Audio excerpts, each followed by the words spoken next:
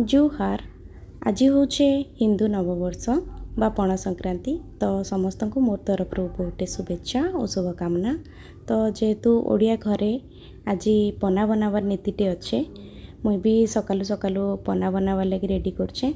आ पनार जदि full recipe आपन को देखवार अच्छी मोर आ गोटे चैनल फूड फेरी बाय आलिसा के निहाती फॉलो करन।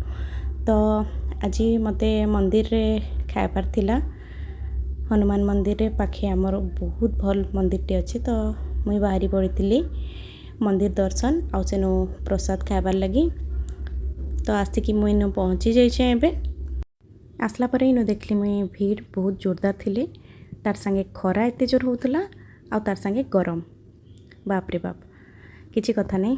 तो चलुन फर्स्ट मुई आसिक इन मंदिर दर्शन करदेली महाप्रभु ठाने मुड़िया मुड़ी मारिक इन मुई पना पी करी बाहरी गली जेनाडे प्रसाद दिया होता सियाड़े। तो इन भी आसला पर देखली भीड़ बहुत जोरदार थिले।